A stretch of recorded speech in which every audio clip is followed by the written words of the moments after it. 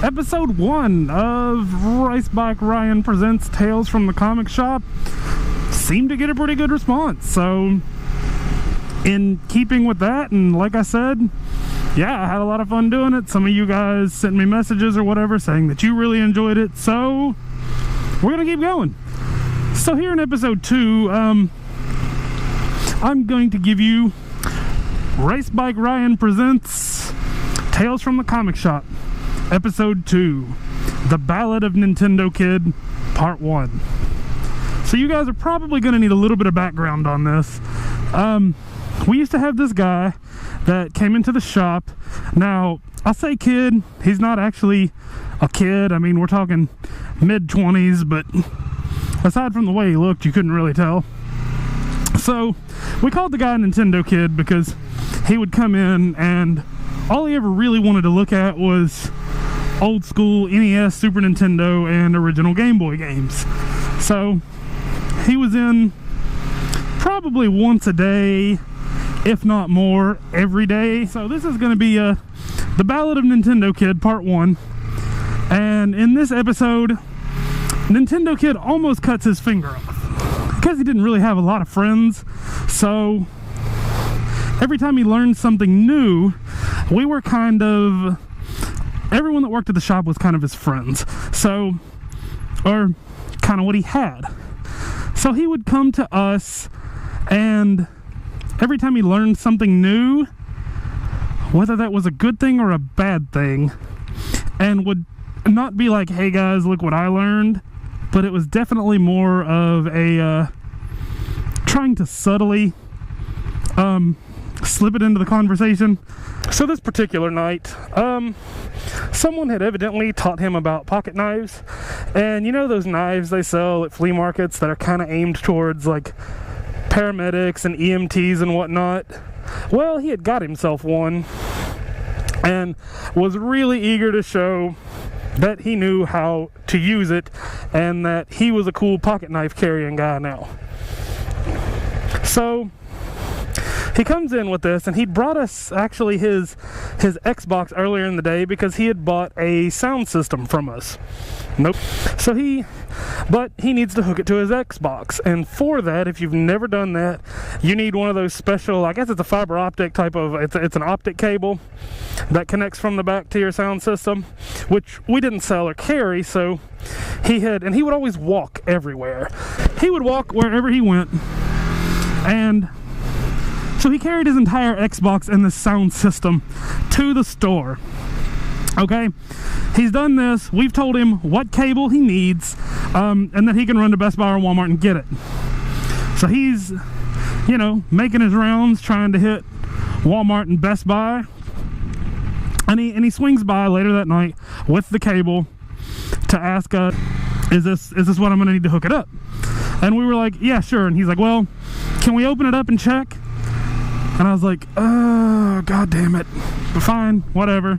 If that's what you want to do, if that's what you need, yes, I sold you the sound system and everything. I will make sure that you know how to use it. He's been walking or whatever, so the other guy that's actually closing the store with me that night decides to go, and we're being polite. We're going to get him a drink of water. For those of you that aren't familiar with Bowling Green, from where his apartment was to our store was not bad, probably about half a mile to a mile walk, and then close to that to get to Best Buy and then to Walmart. And keep in mind, the first trek from his apartment to our store, he was carrying his Xbox and a sound system. He goes to get him the water, and of course this kid has got this cable that he needs, this optic cable. And he has decided, okay, I'm going to go ahead and open it, but I'm going to open it with this knife. So, the employee that's there with me, we will call him Larry for the sake of this video. So, Larry is in the back, getting water. This kid, I hear him flip his knife open. He's going to cut open this package. I'm just like, whatever, let him do his thing. So he's going to do this, and then I just hear a oof, and I'm just like, oh joy, he poked himself, whatever. But so then he asked me, do you have a paper towel? I'm bleeding a little bit. I'm bleeding quite a lot, actually.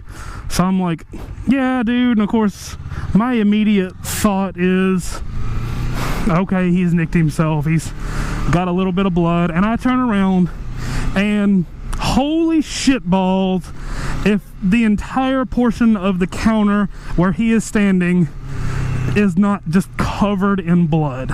And he's just sitting there holding his finger, aside from just a couple of oofs, just kind of minding his own business. And I'm just like, oh, shit, dude, yeah, let me get you a paper towel. So I get him the paper towel, and he's just like, do you think I need to go to the hospital? And I was like, well, I don't know. I need to see where you cut, because that could be very deep, and that's a lot of blood. He's got quite a lot of blood pouring all over this counter, and I'm like, all right, well, let me see what's going on with it. So we get him the paper towel. He's wiping himself up and everything, wiping all the blood off and everything. So then I'm like, all right, cool. Let's take a look at that.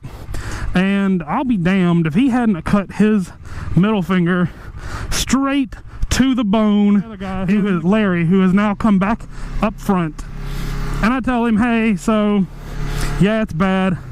So Larry is the kind of guy that does not deal with emergencies and things of that nature very well. He's not super used to them, so he kind of overreacts. And that's what happened. I told him, I'm like, all right, we probably need to call somebody or do something. And he's like, okay, cool, who do we call? What do we do? And I'm like, well, I don't know that 911 is necessary. And of course, by this time, he has already dialed 911 and is on the phone with the operator. But he's on the line with dispatch, telling them, making it sound like this kid has cut his finger off, which he had not, but it was, I mean, if we're being honest, it was kind of a close call. So whatever. So he's on the phone with 911, and I'm trying to figure it out, and I'm like, well, I don't think he needs stitches or anything. Well, he may need a couple of stitches, but I don't think it's life-threatening. As we're starting to kind of get the blood a little bit more under control. I'm not going to say it's stopped, but it's a little more under control than it was. So anyway, they decide they're going to send a fucking ambulance anyway. So I'm like, okay. And I'm kind of half in the store because I was the manager for the evening, kind of half out of it, trying to jump back and forth and wait for this ambulance to show up. In the 15 minutes or so it took the ambulance to actually get there, of course, we're trying to get him water. Larry's half freaking out still. The dispatcher's freaking out. How's he feeling? How's he feeling? Is he losing a lot of blood? Is he feeling lightheaded? Does he have a headache? What's going on? What's going on? I'm like, he's fine. He says he feels fine. He's, you know, he's making it. He knows what's up. He's coherent. He is fine. You know, I don't know that we necessarily need an ambulance. Like, just tell him to be calm. Help is on the way. Help is on the way. Like, this kid was not being murdered.